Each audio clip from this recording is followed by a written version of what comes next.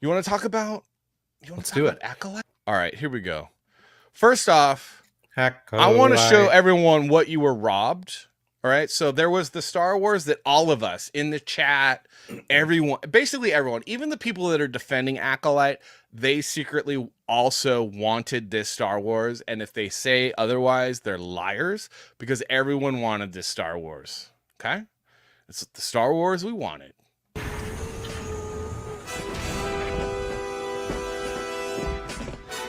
Darth Revan. Darth Revan. T7, cut the iron cannons. Is that Bastila? Is that Bastila? Oh, is that Malik? I think that's Malik. And Revan. Looks like Bayodur. Look at that! Oh, what? What? This is the Star Wars we got.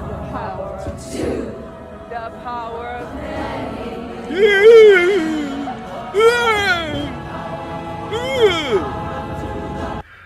What the hell is even that?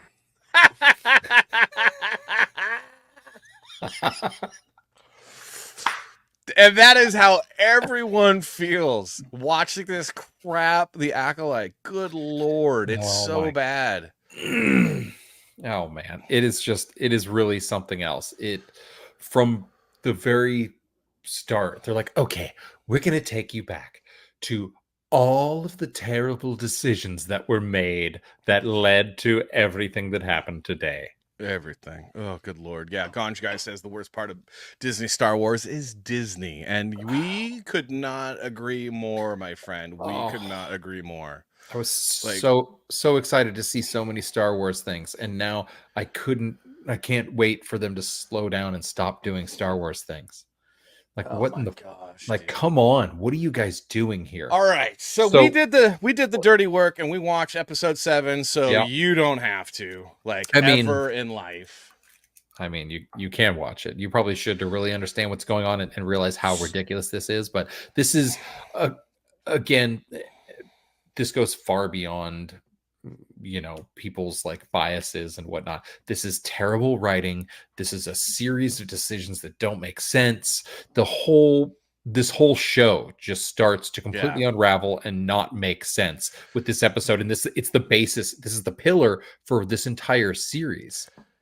And this episode 7. So you got episode 7. We have one more episode, right? So you're thinking, all right, we just saw episode 6. It was kind of meh. Hoping it was a bridge film, right? We were or a bridge. You know how you have the bridge film. The Two Towers is a bridge film. Empire Strikes Back, even though it's the best Star Wars movie ever, all time, that's a bridge film. So I was thinking 6 is kind of a bridge show that's going to lead us into 7 and 8, and those are going to be like the 1-2 punch to kind of bring it home. Oh no, oh no! Episode 7 is essentially. You've already seen episode 7 if you watched episode 3. Episode 3 and episode 7 are literally the same story, but one is from I don't know whose perspective, and then this one is from the Jedi's perspective.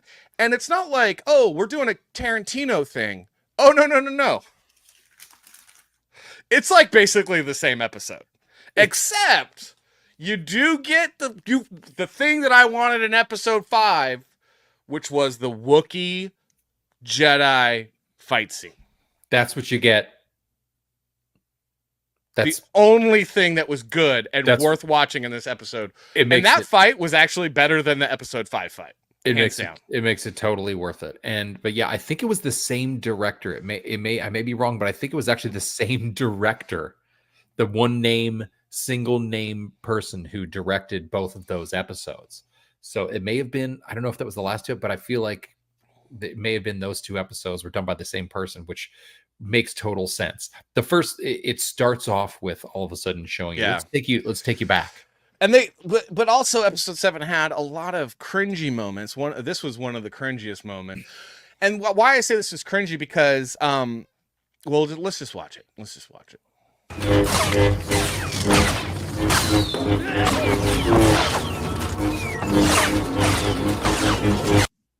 So it's the Hayden Christensen, Anakin Skywalker, flowery, and I know that a lot of people do this, like, oh, like we've seen a lot of Chinese plays where they like do the sword play and it's all blah blah blah. And I've never been impressed with this, and I like hate the Star Wars prequels did a lot of this with Anakin Skywalker. And I just thought it was lame, man. It was so and then you get the effeminate guy, and he's all. It's one thing to be like, oh, I'm facing a quick situation. It calls for this, but it's another thing for it to feel like, I feel like this is this guy's definitive style. He's like,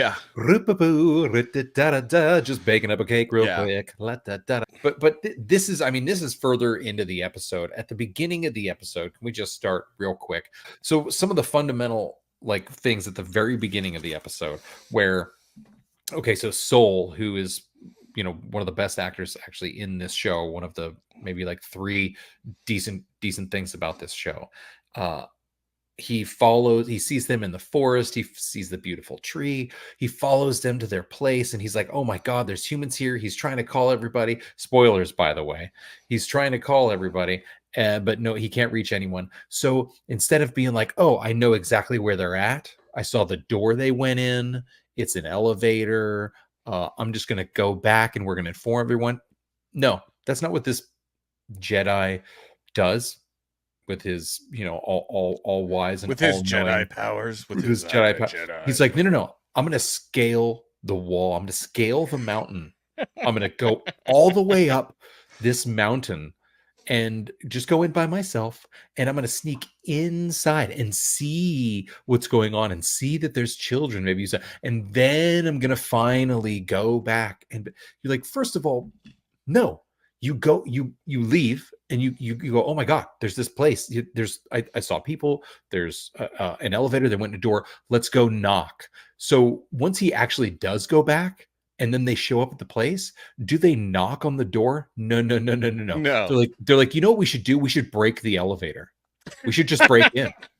We should just break in, even though they don't know we're here. We should just break in. So it's such a boring episode. I don't even want to like do the recap. We have a lot of, it's just pointless. It's pointless. It's so ridiculous. Like nonstop pointlessness. Like absolutely and then we get to the point where like the Jedi clearly, like, we got to make the Jedi the bad guys, because that's what Disney is doing, is they're kind of doing the same thing that The Boys is trying to do. That series went really downhill really fast on Amazon. More thoughts on that. So good at first.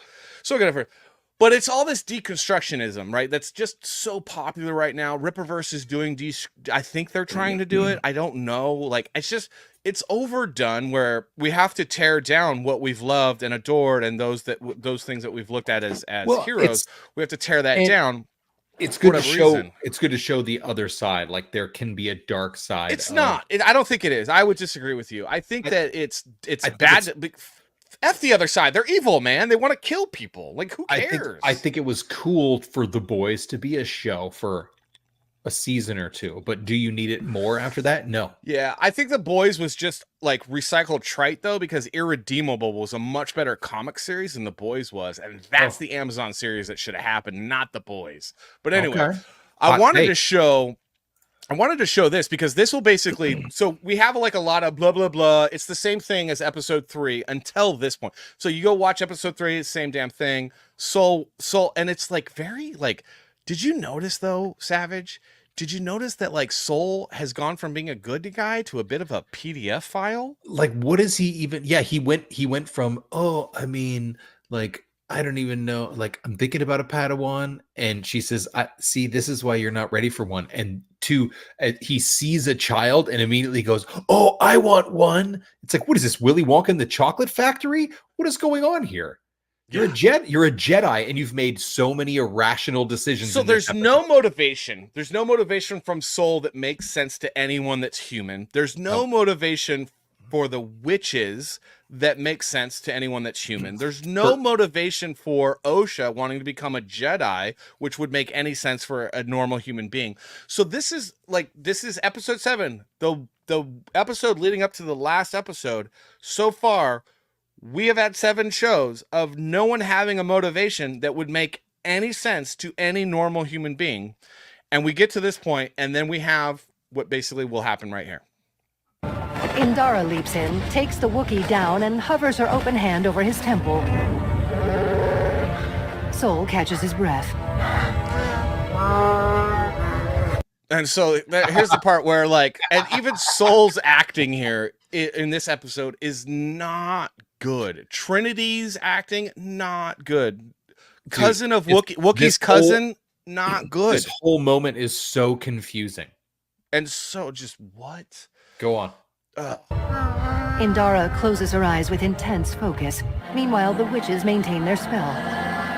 Her face tensed, Indara purses her lips and turns her head to one side. In the common room, the witches all collapse into a lifeless heap. Indara...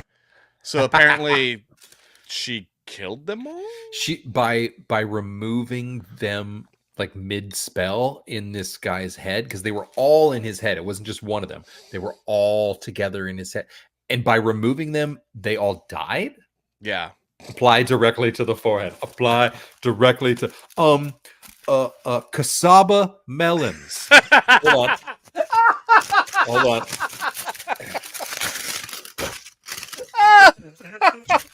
Oh my name the best feature of Lorraine Cassava. Oh, okay. Name the best late night show of all time. Dude. Thank you very much. Dude. Yeah. You're welcome. All right, so keep going. His eyes then open. Kelnaka blinks. His eyes return to Cousin normal. Wookiee. Get the twins. Master, Get them now. So, like, the whole time, she's like, no, we're not getting the twins. We're not getting the twins. We're not getting the twins. But now it's like, get those twins, okay? And we have to come out of this with something, because that's the only way the Jedi aren't going to murder us all or put us away. Indara. All right, so that's it. Get them now. And then so they get the twins, and then the rest, and then you're caught. It's just like, wow. This is the first episode where they actually acknowledged and said Night Sisters, almost like it was a derogatory term, which was interesting. Just don't even understand. And the only cool thing was the Wookiee. So the Wookiee gets possessed. They do a big Jedi fight scene. And you're like, dude, where was this 2 episodes ago, man? Like, seriously, cool. Where was this 2 episodes ago? Ugh. It was just bad, guys. It was bad. And then, okay, so we're without all the details, but then at the end credits roll, and is it a Star Wars epic score or a moody kind of just series of low droning sounds to kind of like get you in a mood or make you feel a certain way? No, it's like a pop song.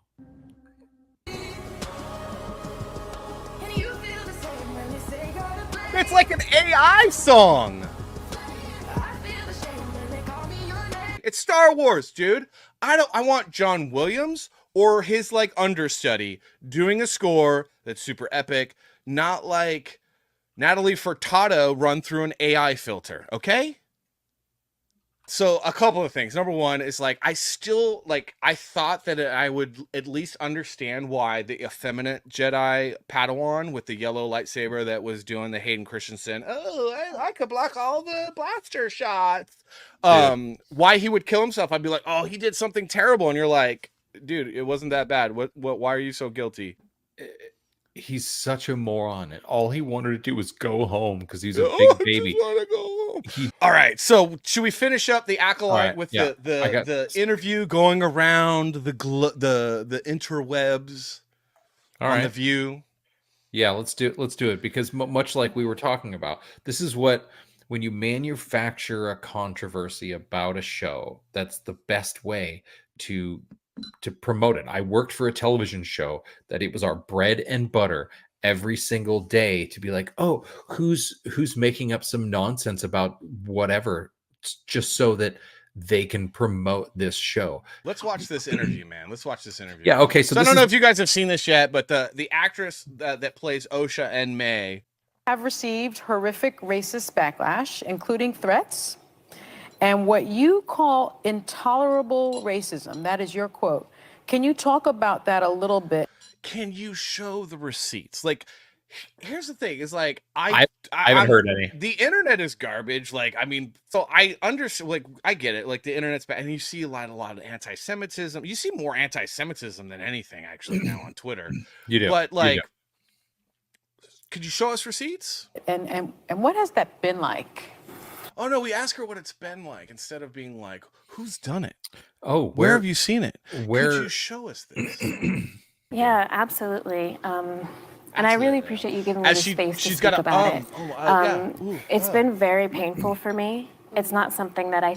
Has it been painful? Look at Has it her. been painful? Okay, this is an actress. This woman is so prepared in front of the camera and whatnot, And a bad actress. and she's doing such a bad job right here. Like, look, all of the stuff that they've told me to talk about that I'm so dealing with right now, because even though none of you have heard any of the racist things about this, because everything that's been talked about this show is about how it's garbage and not about the color of anyone's skin or anything like that.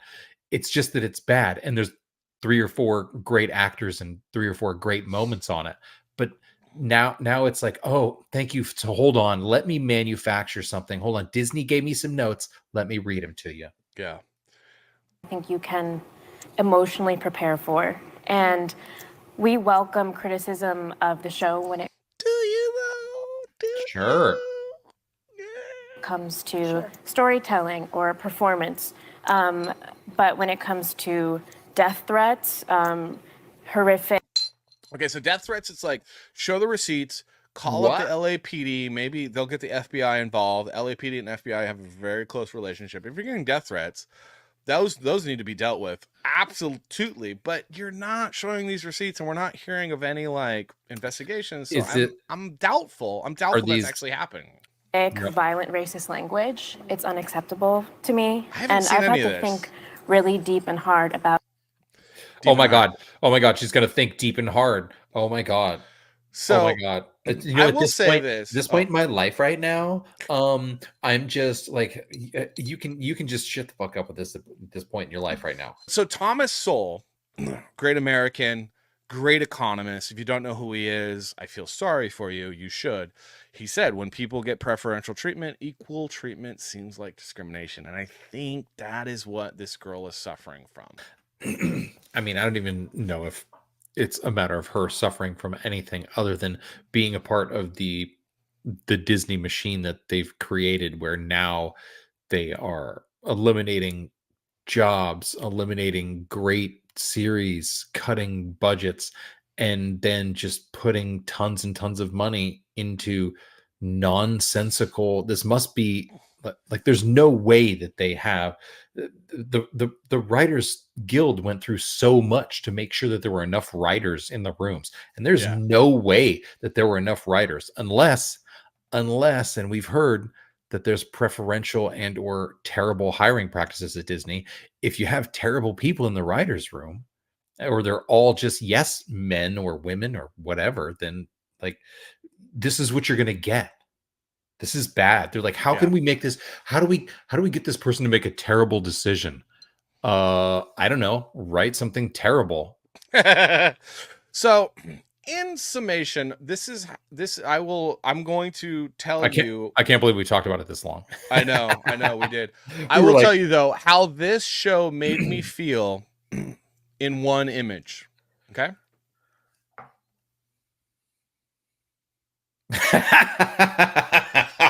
This is just sums up exactly how I feel.